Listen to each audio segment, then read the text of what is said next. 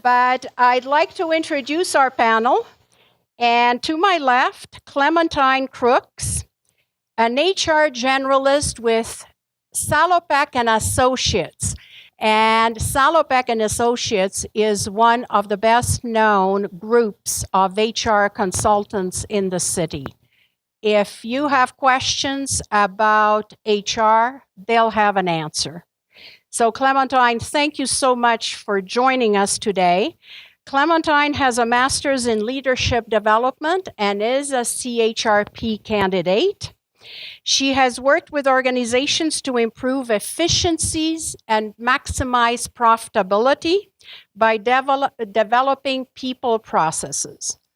Clementine has also extensive experience in the development of policies and procedures, performance management processes, and employee documentation. Well, thank you so much for having me here today. I'm thrilled to be speaking to all of you and meeting all of you and spending the next few hours together and connecting with you during the break. So, as introduced, my name is Clementine Crooks, and I am a human resource generalist with Salopek and Associates. And today I will be talking to you about aligning business and people plans. And just to kind of let you know, there's a lot of handouts in your workbook. So let you know which ones apply to me. So you've got the slide presentation, which has my topic at the front. There's this handout here. Yours will be in color. And there's another one called HR metrics. And those are the handouts that I will be referring to. So I'd like to start off by encouraging you to view your organization like a poker game. We all familiar with poker, right? Blackjack, maybe? My husband and I are huge blackjack fans, actually. We paid for our marriage license and our cat playing blackjack. So when I'm talking about viewing your organization like a poker game or a blackjack game, what I'm encouraging you to do is to view the big players within your organization as having a seat at the poker table. Okay, these are your CEOs, your COOs, your CFOs. These are your executive directors, right? These are your MBAs, these are your CAs, these are your strategic thinkers. And I want you to, for a moment, imagine that there's an empty seat at the table.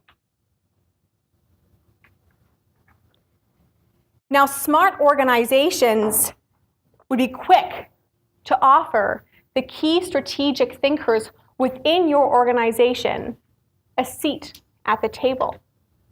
Because the strategic thinkers, they are the ones that are driving the organization forward. They are the ones that are ensuring the organization's success. As I was thinking of this example, I started to think a little bit about blackjack. I obviously can't gamble at the moment because they're smoking in the casinos here. So I started to think about blackjack. And for those of you who aren't familiar with blackjack, the dealer deals out cards to the people. There's usually about 5 people sitting at a table. And the last person that gets dealt a card, they're in a position called the anchor. Okay? And this is arguably the most important seat at the blackjack table. Because the anchor often has to sacrifice their hand so that the dealer busts and the rest of the table wins. Right? So anyone who plays blackjack knows that worst case scenario is when you're sitting at a table and along comes like a little girl and she comes and she's like, it's my 21st birthday, I've never played before. And she sits in the anchor position and you think, oh no, can I cash out please? Right? Because you know that every member at that table brings a strategic piece. They have to think about everyone else. They can't just think about themselves, right? In order for the table to do well, you have to work together as a team. So today what we're going to do is I thought we'd start off by giving you an example of what I mean by applying strategic thinking to a position. I'm going to start off with the role of human resources. Okay? And we're going to explore this example together, and we're going to talk about traditional human resources versus strategic human resources. We're then going to describe and explore programs and processes that strategic employees can bring to the table to add value to the organization, and identify ways that we can ensure that we have the strategic advantage. So I'll start off with traditional human resources. regardless if you have human resources in your organization or not, we're all pretty familiar with HR, right? So human resources is the management and administration of organizations, people, programs. These are the guys who are in charge of recruitment, in charge of compensation, benefits, employee relations, policy and procedures, right? Legislation, the Employment Standards Act. They should be an expert on talent management, right? Making sure the right people are in the right jobs, and change management. They should be an expert on organizational effectiveness and organizational development. And they really overall should be the people expert. So how is this different from strategic human resources? Well, strategic human resources, these personnel have a deeper understanding of the business. The business plan, the strategic plan, they get it. They're focused on relevant business challenges, and more importantly, they're focused on opportunities, ways that they can develop the organization, ways that they can support the organization to add value. Just as we were discussing before, they are measurement and results focused. They like to know what's going on and to be able to measure it. And we'll talk about those measurement tools in a second when I introduce the concept of key performance indicators. When it comes to business plans, when someone requests approval for a program or when they request approval for a program, they know how that program is in line with the organization's business plan. And they obviously have a calculated return on investment. So when I talk about return on investment, an example might be, if you were to come to me as a human resource personnel and say, listen, we're thinking of starting up a communications and social media team, right? Can you help me? I can say, sure. And there's two things I could do. A traditional human resource employee might say, I can recruit, and I can get you the team, and just let me know what the budget is for salaries, and I'll put the people in place. A strategic human resource personnel would then come back to the table and say, listen, you invested X. You invested, let's say, $150,000 into creating this new team. And this is your return on investment. Based on these indicators that we have calculated, this is how this team, this $150,000, has added value to the organization, and this is how much value we've added. That's just taking it to the next level. I often say that I don't do fast food human resources. Has anyone heard that saying before? Fast food HR? Fast food HR, and as a consultant, you're often kind of called into organizations that there's a problem, right? They might have just terminated their human resource personnel. The personnel might have quit. They might not have a human resource department, and they've called you in, and they're asking you for help. And usually they need that help yesterday, right? So, oh no, so-and-so has just resigned. We need that job replaced tomorrow, right? This is known as fast food HR. I once worked for an organization, and it was a large organization, and when I went in, I met with one of the managers, and she said, you know what, we've got a bit of an issue. We have one team of 5 people, and we're having some major issues with this team. There's morale issues, negativity, they're having major issues. We're concerned that they might not be as qualified as we'd like them to be. We would like to terminate this team and hire a new team of 5 people in the next 3 days. This is true, right? So traditional HR, Clementine's thinking, sure, we can do that, right? So what do we have to do? Termination packages, severance packages, recruitment, right? Make sure that we're hiring the right people. It can be done. But what about that strategic piece? What are they really looking for? How can we ensure that this new team is adding value to the organization? How can we ensure that when we're hiring this new team, we are hiring people who are able to grow with the organization, to evolve with the organization, to speak to the organization strategic growth, right?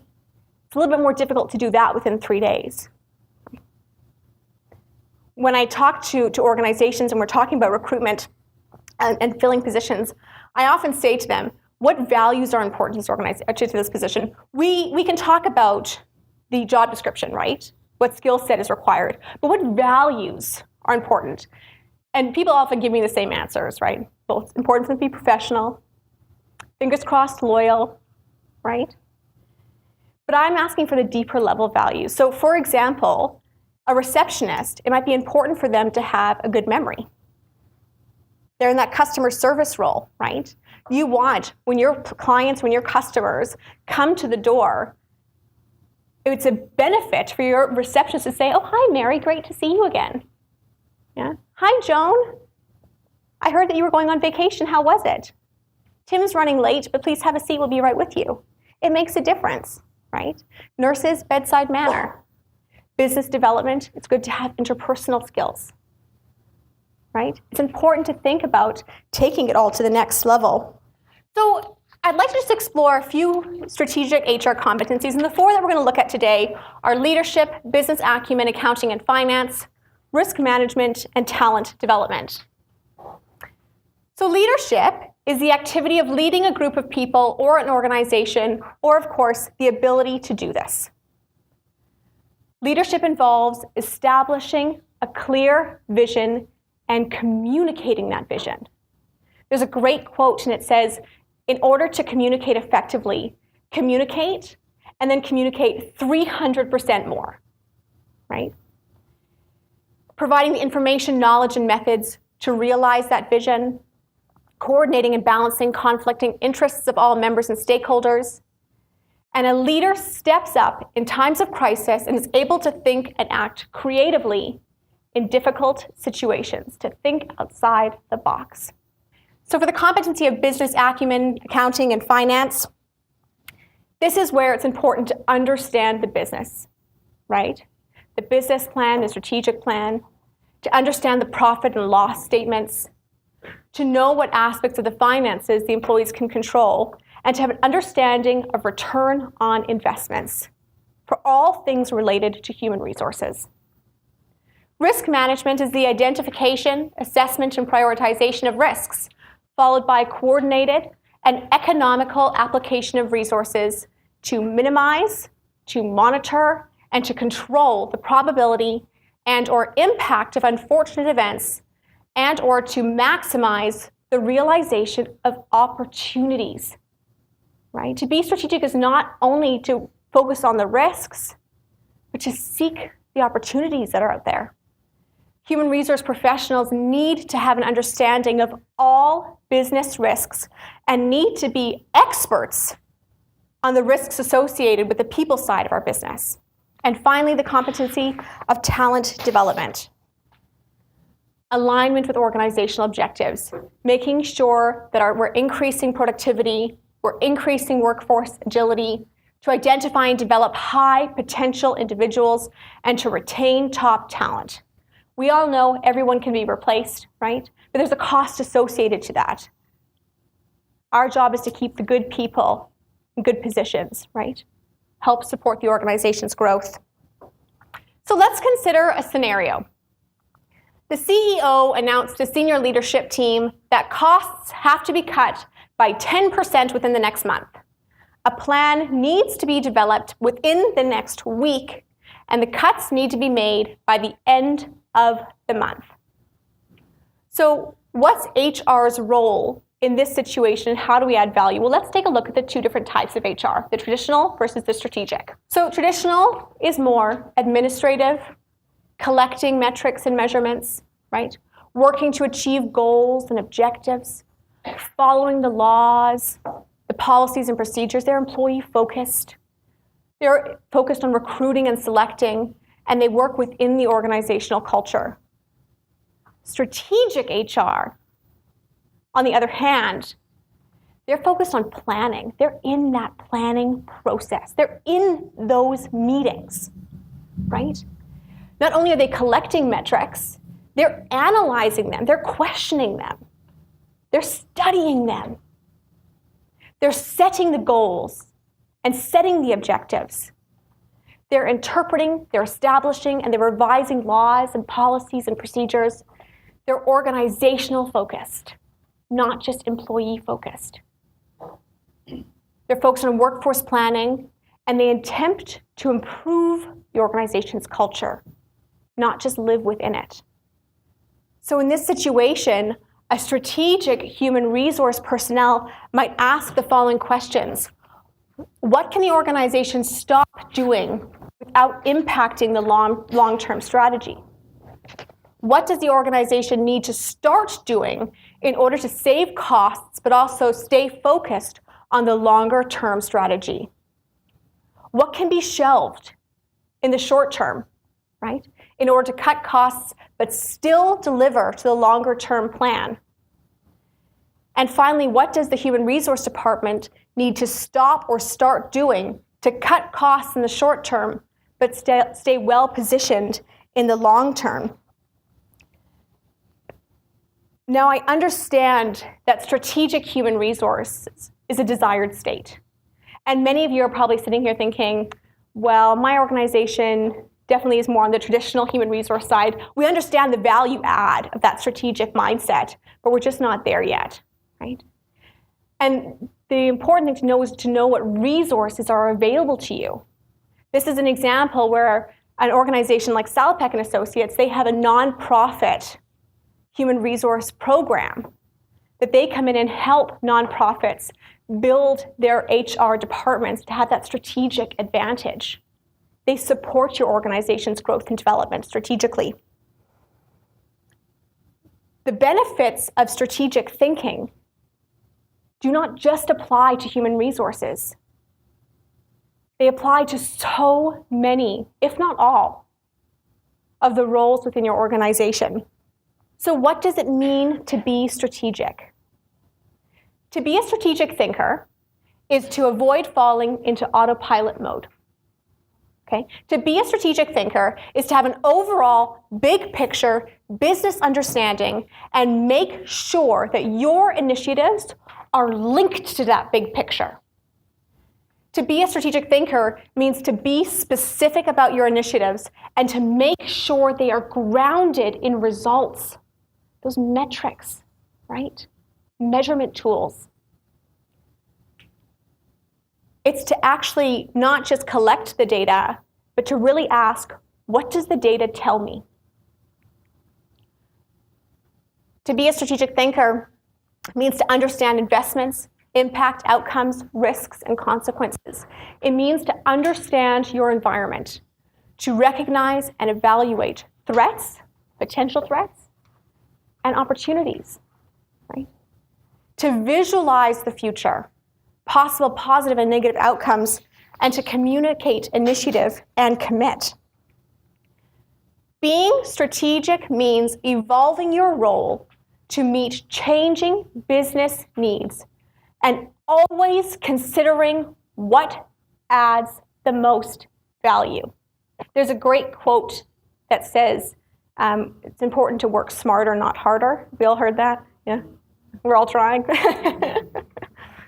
So I'd like to take a moment and do a little bit of an exercise where I'm going to encourage you to think about how you could apply more of a strategic mindset to your current role within your organization.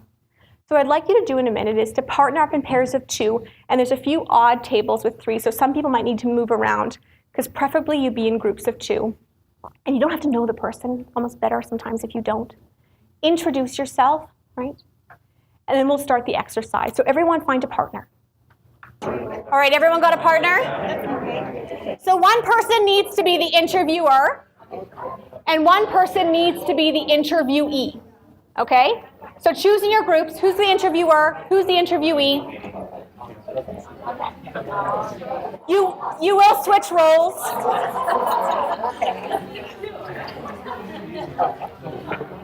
Okay, so now what we're going to do is I'm going to encourage the interviewer to really focus just for a few minutes on the interviewee.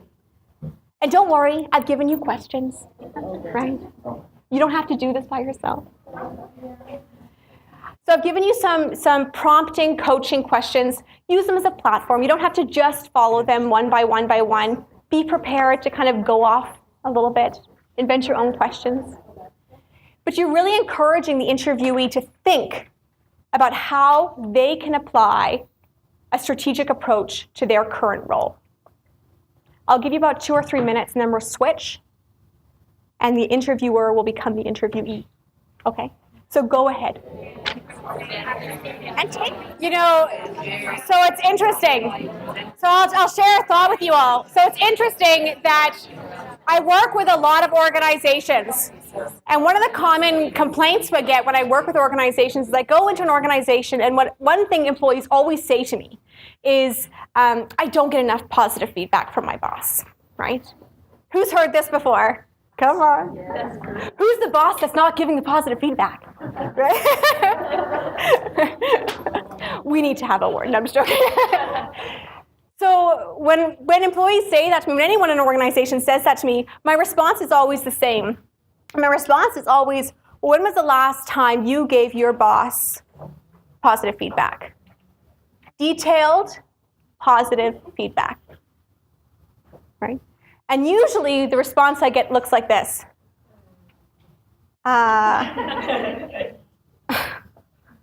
Like, that's not my job, right? I apply that same philosophy when we're thinking about being strategic. So I encourage you to take these initiatives, right? To take these ideas to the people you need to take them to within your organization. It's not always about being invited to the table, right? We can request a seat, right? We can make ourselves known.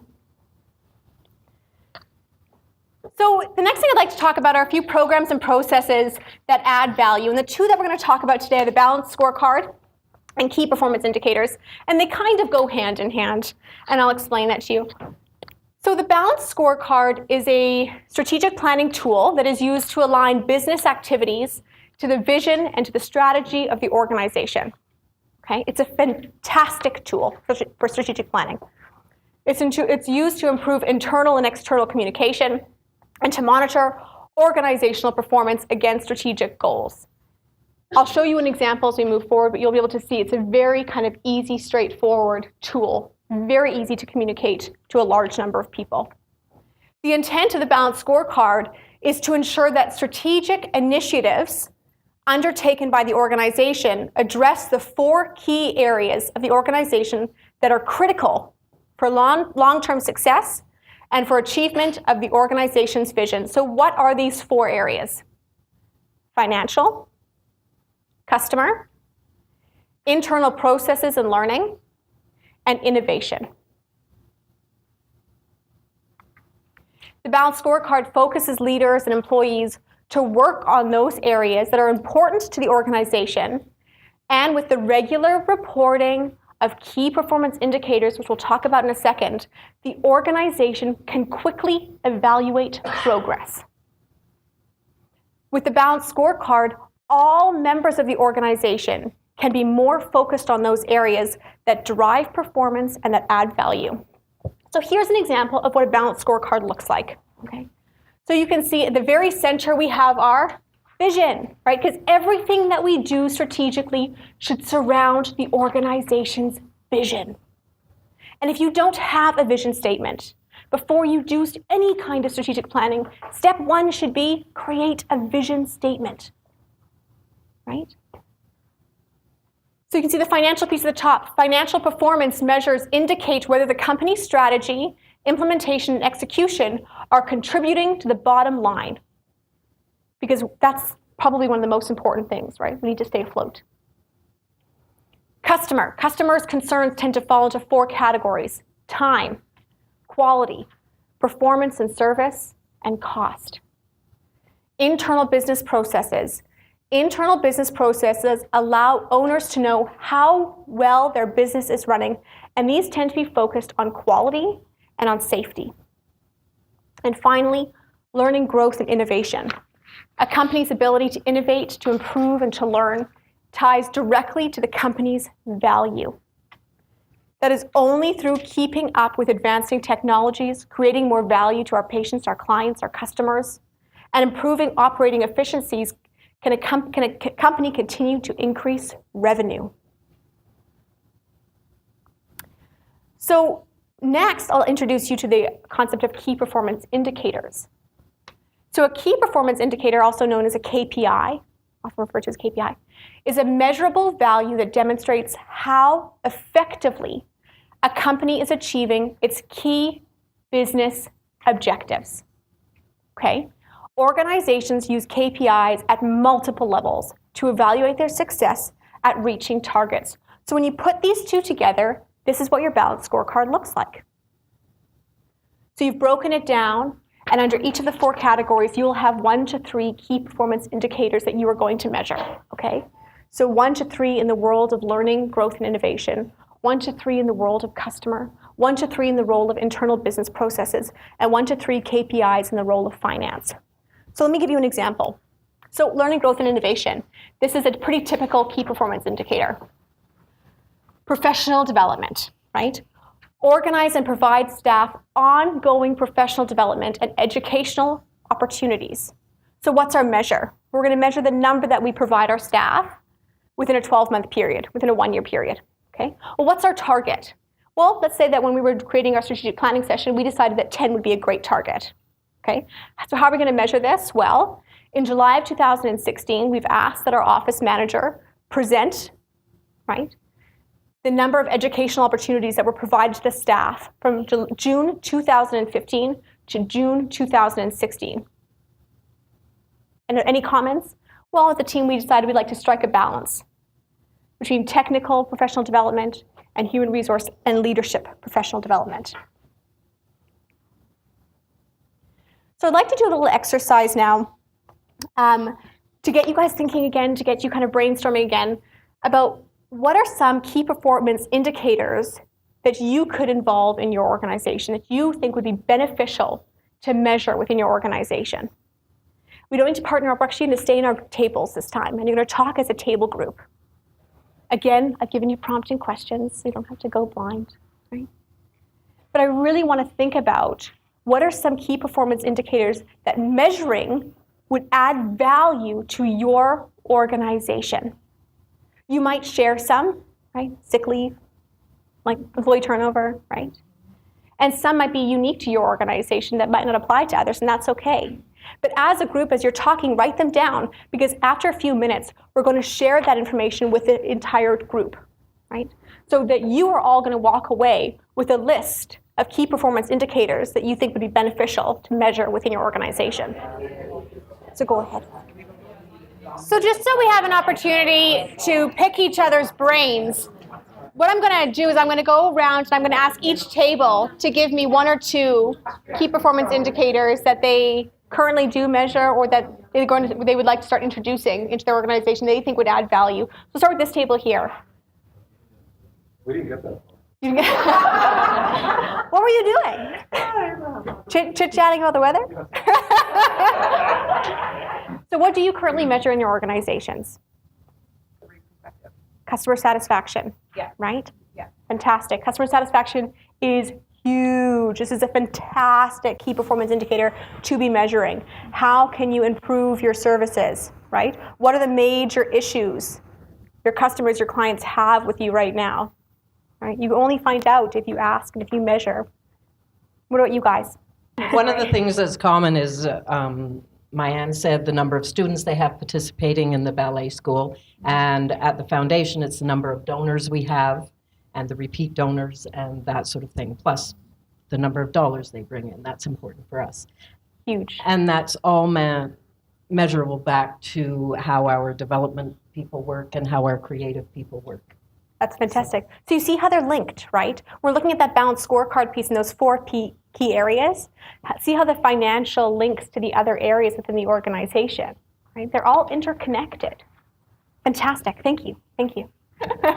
So with Can Learn Society, we have been, so I operate at the board level, and we've been focusing across the organization for the last few years on really driving alignment between the activities of the staff, the activities and direction of the board, and the strategic priorities. And so last year we implemented new CEO performance evaluation. This year we implemented a pilot program for board self-evaluation. And the KPI that we're looking at when we evaluate in both mechanisms is alignment to strategic plan. So, and it's proving to be very, very effective for the organization. Fantastic. That's fantastic. Remember, we're talking about that strategic piece. You always want to make sure that all of our initiatives, everything we do is in line with the organization's strategic plan, right? Very, very, very great KPI. Okay, this group here. It's like whoever makes eye contact with me gets it. So when I go to a table, everyone's like, you know, have you noticed the carpet's gray? You know? Yeah, I don't know if we have anything really significant. A lot of us do a lot of your standard kind of HR metrics, so turnover and time to hire and number of people who've taken courses and that kind of stuff. Employee engagement surveys tell us a lot too, so action items coming out of that and trying to make people happier and stay, because that ultimately reduces your bottom line if you can keep people. So To say that's not significant is crazy. That's so significant, right? We want to make sure we're keeping people happy, invested, right? All right, this group here. We didn't get to this one in our group, but for CCVO, a big one is members. We measure retention of members, people who are renewing from year to year, increase of members, how well we're doing at getting our work out there and communicating the value that it could add to organizations. And so that's a big one for us. It's huge. And then you can start linking it back to strategic initiatives, right? So do you have a new campaign that's launched, and did that increase membership? What was the return, right? How much did the campaign cost? What was the return on the investment? How many members did you accumulate as a result of this? You see how they're all starting to be linked. Right? Okay, this group here. Oh, come on, Cheryl.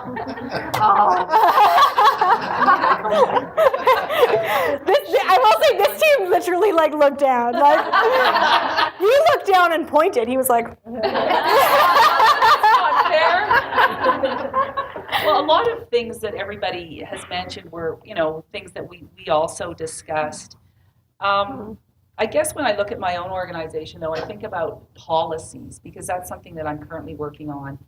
And your policies have to reflect, I guess, your vision and your values and where you want to go. You want to make sure that the policies you put in place are going to, I guess, get you to where you want to go, but also they're, again, talk about employee satisfaction. Not only what the organization is doing, but what can you do to make employees happy and retain them. So I think, pretty much all the things that have been mentioned so far, more or less the things we've touched on. But that's huge. You want to make sure as you're drafting your policies, they're able to also grow and evolve with the organization as you're working towards meeting your strategic plan, right? Because you're constantly in a state of change, right? You're constantly evolving and changing. And you want to make sure you're not having to update your policies every 12 months for those of us who are drafting the policies. We're thinking, let's put this in place so that it can grow and evolve with the organization. It's huge. Thank you. All right, this team here. We talked about, turnover and tenure and some things like that. One of the group members talked about measuring growth by employee and how training and other experiences have impacted their growth. And then we also discussed succession planning and measurements associated with that. Huge. Succession planning is huge, right? Those of you who don't do succession planning, it's a fantastic thing to introduce into your organization.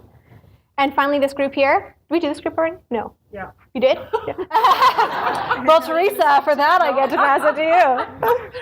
Well, the problem is I think everybody's already said what we've talked about, but one of the things that did come up at this table, one of the ladies here, is measuring their benefits effectiveness and really breaking it apart and looking at the benefits and how well it serves the needs of their employees, their clients. That's right. Are you overpaying on certain areas, right? Is there a cost associated to that, to the organization? Would there be another benefit that would be unbelievably more beneficial that would cost the organization less? It's huge. Thank you, guys. So I just got to see a few key ones I've written down. Employee turnover, reasons for termination, right? Employee satisfaction, employee absenteeism, training, return on investment, right? Not just how much training we're offering, but what's the return on that? And cycle time from request to delivery. In your workbook, in your portfolio, there's a handout called HR Metrics, What to Measure. This is a fantastic handout that provides you a little bit of extra guidance into figuring out what you should be measuring for your organization. So how can we ensure that we have the strategic advantage? How can you ensure, walking away from today, that you will have the strategic advantage, that you will be invited to that poker table, right? That you will be invited to that blackjack table, hopefully not in the anchor position, but any other position. Number one, understand the business and the strategy. Number two, know how you can impact the strategy. Number three, bring measures and quantify the effect on the bottom line. You've got to talk the talk. Know what keeps the CEO, the VPs, and the managers awake at night. and speak to risk management and look for opportunities, right? Ways you can add value. Thank you very much.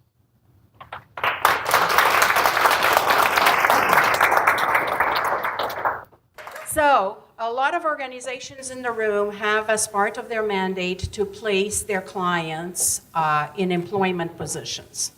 In many cases, there is a requirement to accommodate, whether it be physical disability, mental disability, language, what have you.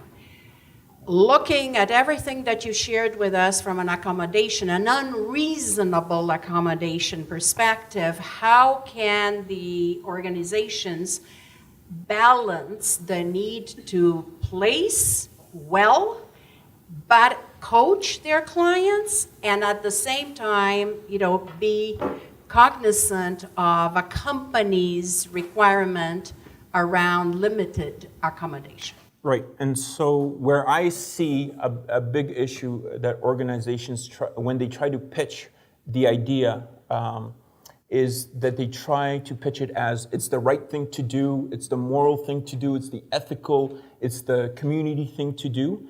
But what they forget to mention is what value will that individual bring to the organization? How will that individual be able to fix a problem, be a niche solution to that organization? So when an organization is pitching or providing a candidate, being able to sell that candidate of how that candidate is going to bring value to the organization, rather than saying this is the right thing to do, this is the moral thing to do. Adam, one of the things you said was managers want the personal lives left at home and minimal socializing, yet you want people to get along with others, and you want the culture and relationships and opportunities to be there, and you want tribal knowledge sharing. So if you want minimal socializing and personal lives left at home and no, how does that happen? Right. And so it's always the extremes, right? And so how many of you know an individual in your company that you don't ask how their day is going because they'll tell you, right? That's what I'm talking about, right? So with the minimal socialization, I don't mean, hello, Janice. What I mean is like, you wouldn't believe how smashed I got last weekend. Like, I must have had 13, 15 beers. That's what I'm talking about, right? Oversharing. That's what Facebook's for, right? So that's finding the right balance of being professional, approachable, sharing, I call it shallow sharing, where it's just enough to create a bond with an individual, but it's not enough that you're like, I really shouldn't know about this individual. Finding that balance.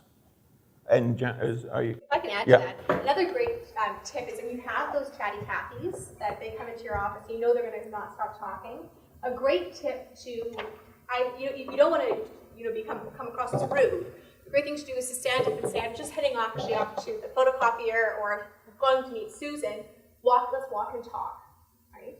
Because then you've bought yourself maybe a minute with this person, as opposed to 45 minutes hearing about their daughter's wedding on the weekend.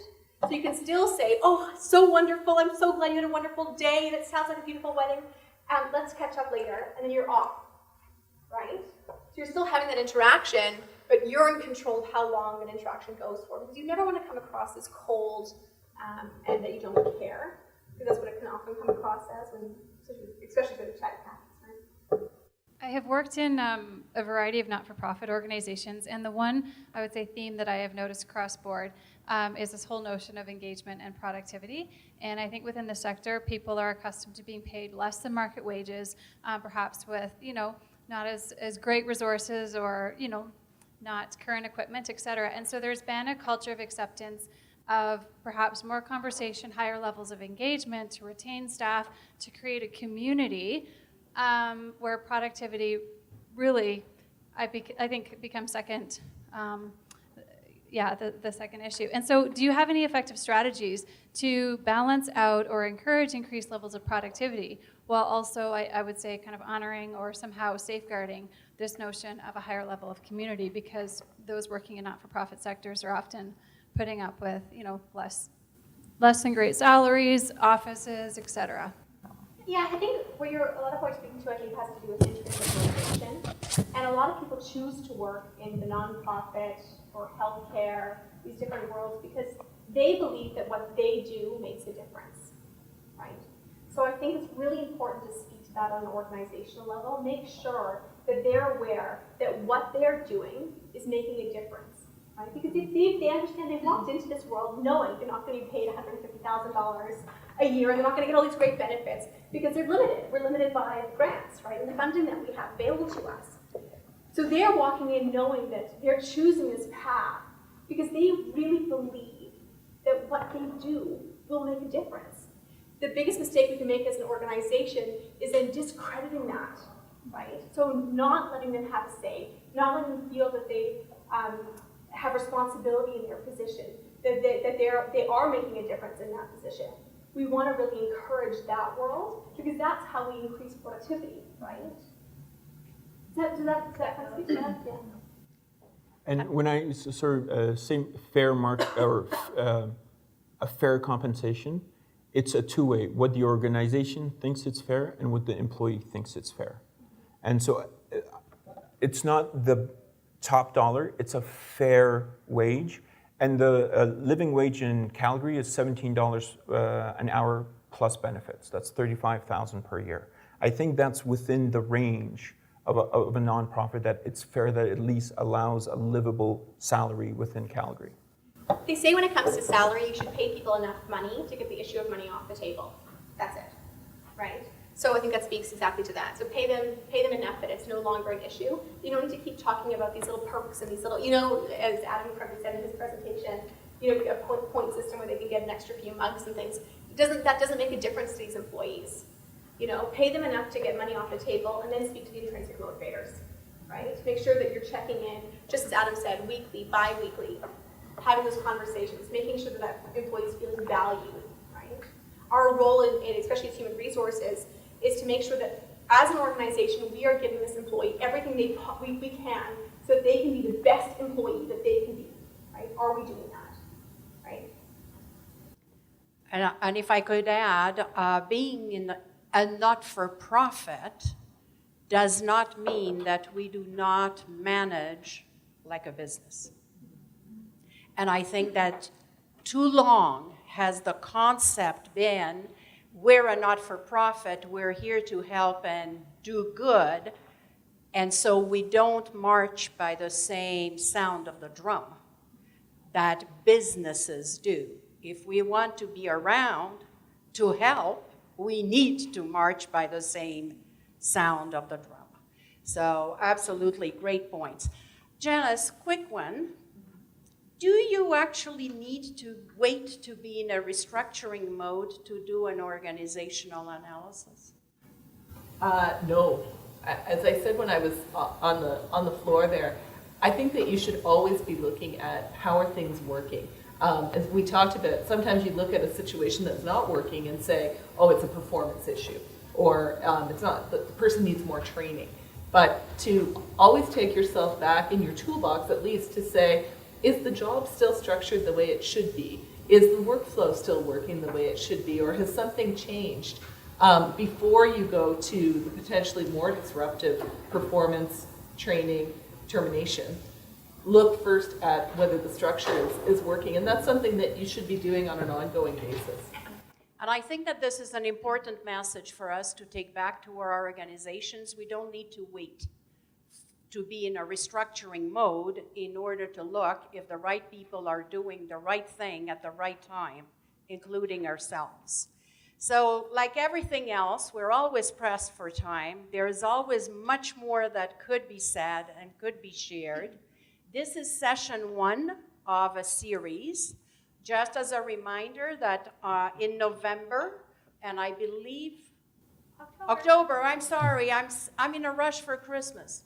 In October, our next session is going to be retention strategies. So you're going to be receiving, obviously, the communication around that. So as Nicole had mentioned, the next session is actually on October 20th. Registration is open for the whole HR in a Box series. It's available through CCVO's website.